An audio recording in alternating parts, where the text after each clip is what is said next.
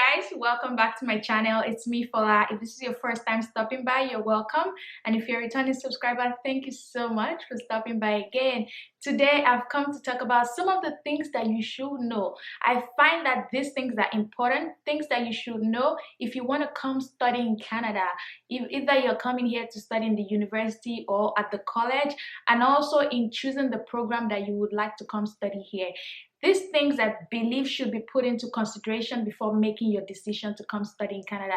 I have about 5 or 6 things on my list, and if you're interested in knowing about them, stay tuned and we are gonna get right into the video. When I walk into the kitchen, you saw the look on my face, you saw the look on my heart too. I was actually inspired to make this video when I spoke to someone who was in a college here in Nova Scotia. They were already in their second year, and they were just finding out that they were not eligible for postgraduate work permit. I'm sure some of you will be like, what do you mean? If I study in Canada, I am eligible to have postgraduate work permit, but that is not true. Not all universities, not all colleges in Canada qualify you to have postgraduate work permit. Some designated learning institutions do not offer programs or are not approved by the government to issue postgraduate work permits. So this brings me to my first point. Make sure that if your goal is to stay back in Canada after studying, the university or the college you are picking gives you the opportunity to apply for postgraduate work permit. And I'm going to tell you how you can figure this out, how you can find out if your institution offers this. Usually I'll just Google designated learning institutions in Canada and the website will pop up. But because I'm making this video and I don't want you guys to Google it, I'm going to put the link in the description box. And I'm also going to probably do a screen recording of how to go about it. So first thing I'm going to do is I just put in Google designated learning institutions list. And I just got the website right now. It says a lot of things on this website, but the main thing you need to know is that it says that not all designated learning institution makes you eligible for the postgraduate work permit program. To find out if the institution or if the school you are looking to attend allows you. Okay, so if you scroll down, you would see here that it says view list by province or territories. And I'm just gonna pick Nova Scotia, for example. And you can filter, it's gonna show you the name of the institution, the designated learning institution number, the city it is in, the campus. This institution offers postgraduate work permits. If offers PGWP eligible programs. So let me just make an example. I went to MSVU, Mount St. Vincent University. A lot of people ask me what university I went to. I'm gonna say it again. I went to Mount St. Vincent University here in Halifax, Nova Scotia. So I'm gonna put in Mount St. Vincent University. And let's see. See, it pops up. It says Mount St. Vincent University. It brings out the designated learning institution number. It says it's in Halifax. The campus is in Halifax. And it says here offers postgraduate work permit eligible program. It says yes, which means if you study at the Mount, you are eligible to apply for postgraduate work permits. Now, I'm going to put in the name of the college that this person went to before realizing that they are not eligible for postgraduate work permits. So it's called Eastern College. And here it is. It says Eastern College. It has a designated learning institution number. It says it's in Halifax. But under eligibility for postgraduate work permit, it says no. Which means even if you study in this college for 4 years, you are never going to be eligible for postgraduate work permit. And I just want you guys to make sure that you are checking this. Major universities, major colleges that are big and popular, it's already known that their programs allow you to have postgraduate work permit, but there's some universities that will not allow you to do that. Another thing you might experience while checking this list is that you will see that some universities, it would say yes, but there'll be in brackets, it's gonna say details. For example, look at this university. It's called Northeastern University and it's in Toronto. Does it offer postgraduate work permit? It says yes, it does offer, but there's an additional detail to it. The detail says that if you complete a master's in professional studies in analytics, if you complete a master's in informatics, if you complete a master's in project management, master's in cybersecurity, master's in computer science, and some other ones, you are eligible. If you complete any other program that is not included in this list, you can't get a postgraduate work permit.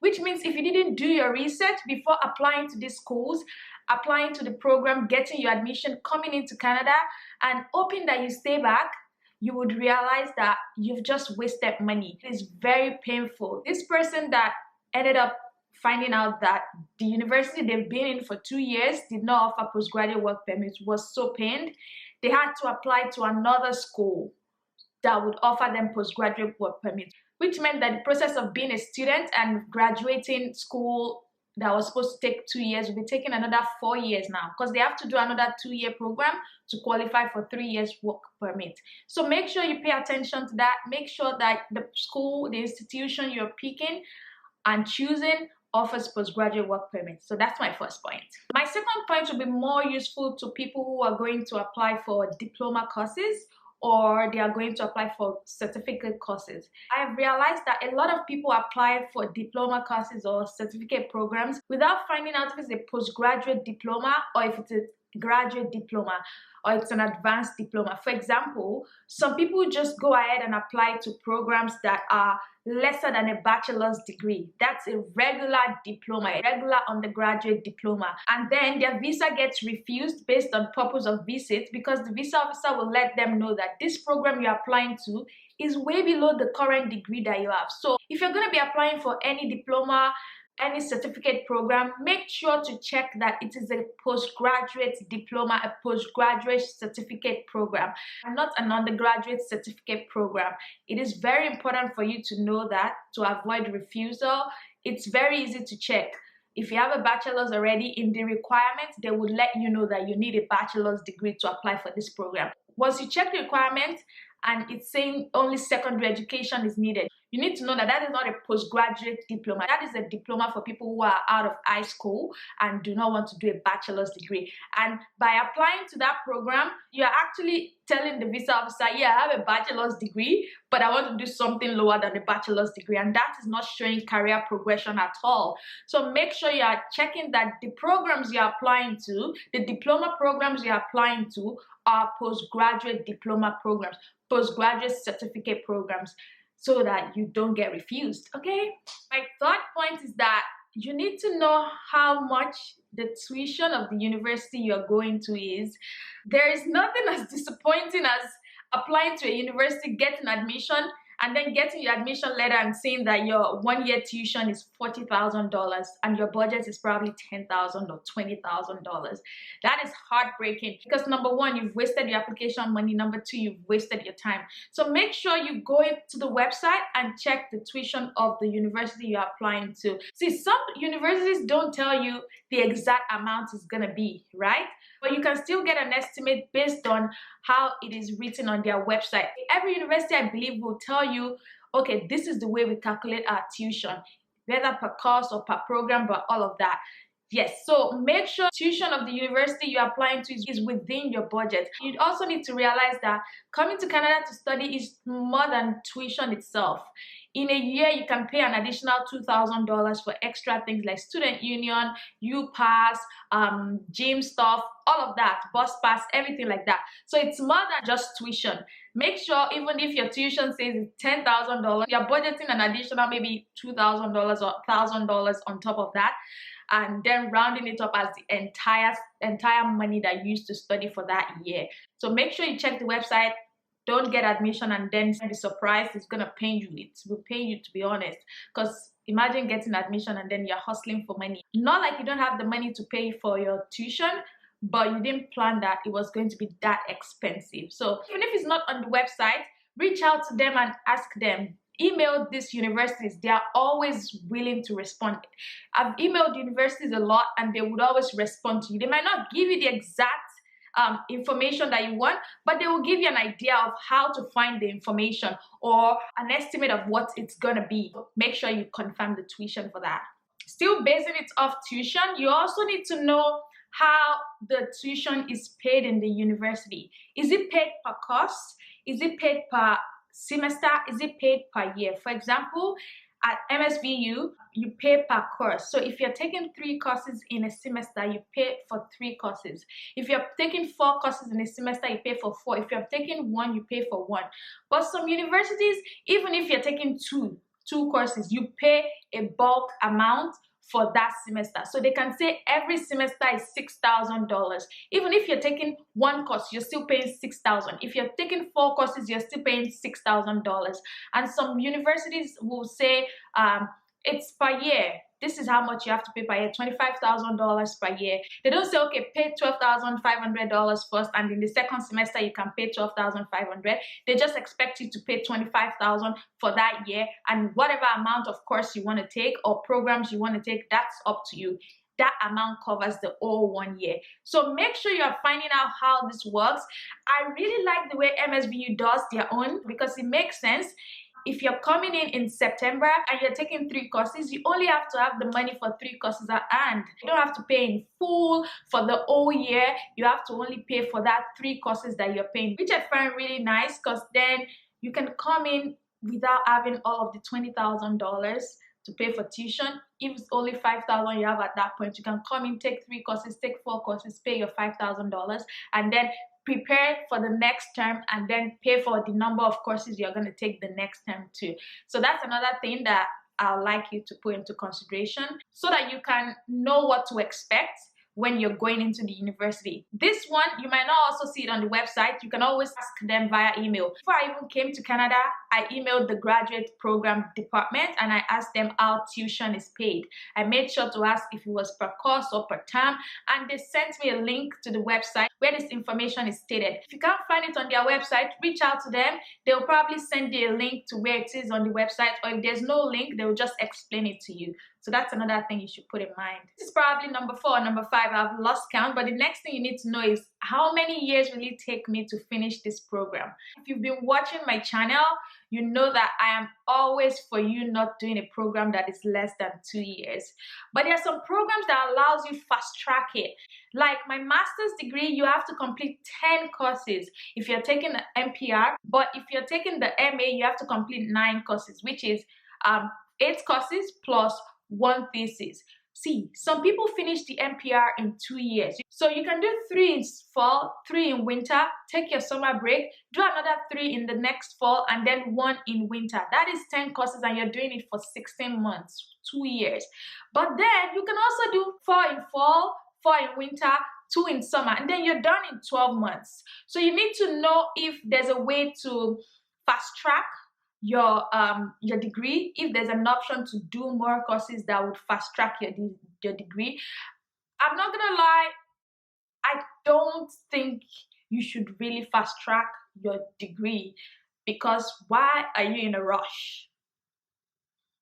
Just take your time, do it for 2 years. If you fast track your program and you finish in 1 year instead of 2 years, the risk of you getting a 1-year postgraduate work permit is possible. There's a possibility that you can just get only 1-year postgraduate work permit, even though your program usually runs for 2 years.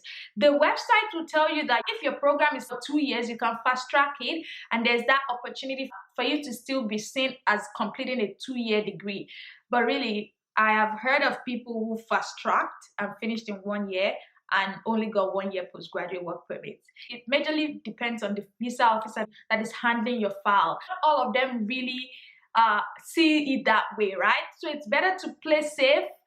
You don't have to rush. You're gonna graduate at the end of the day. You do 2 years, you do 1 year, you're gonna graduate at the end of the day. Just make sure that if your goal is to stay back here in Canada, you are maximizing that opportunity. You're not doing things that would truncate that opportunity for you. So yeah, that's my 5th point, I believe. And my final point, which I don't think a lot of people put it into consideration, but I kind of put it into consideration when I was applying for universities, is acceptance rate. Guys, acceptance rate is kind of pretty important. I only applied to 1 university before coming to Canada, and that's the university I went to. I did not apply to universities like University of Toronto, McGill, and all those top universities, because the acceptance rate is pretty low. A lot of people want to go to top schools. This is the way everybody wants to go to Harvard. Everybody wants to go to Oxford. Everybody wants to go to Cambridge. But then you that wants to go to Cambridge, you have a grade of 3.0 out of 4. And then there's another person that has 3.9 or even 4 out of 4. The acceptance rates for people with your kind of grade will be very low. I'm not saying people who have 3.0s don't get into these programs or do not get into these universities. They definitely do. But trust me, when you speak to them, you realize that it is more than the 3.0. They probably have very good work experience, very good research papers. They have published papers. They have other things that would support it. I'm not saying do not go for top-notch universities. I'm not saying don't go for the top 10 Canada universities. Definitely, I'm all for expanding your course and not putting your eggs in one basket. But then I'll have to tell you that if you really are invested and interested in coming to Canada, you need to apply to schools that you know you stand a chance in. Yes, put application in the top schools, but also put application in middle schools, like, okay, average schools, and then put application in other schools that are not that average or not that top schools. See, at the end of the day, I've never heard about this. It might exist.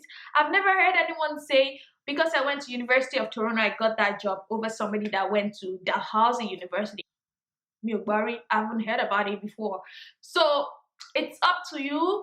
If you really want to come, I'll say you have to put your eggs in multiple baskets. You can have B plus or B minus and put it in mind that, yeah, I must go to University of Toronto. It might work for you, but based on research and based on historical events, girl, I'm not gonna lie to you, I doubt it. I'm not discouraging you. Do what you want to do. I'm just stuck in my own stuff here. Anyway, guys, I think that's all I have for today. Thank you so much for watching. If you enjoyed this video, give it a thumbs up. Share this video. Leave a comment. Let me know if I missed anything that I should have talked about. And then I'm going to see you in my next video. And please subscribe to my channel. Thank you. See you in my next video. Bye.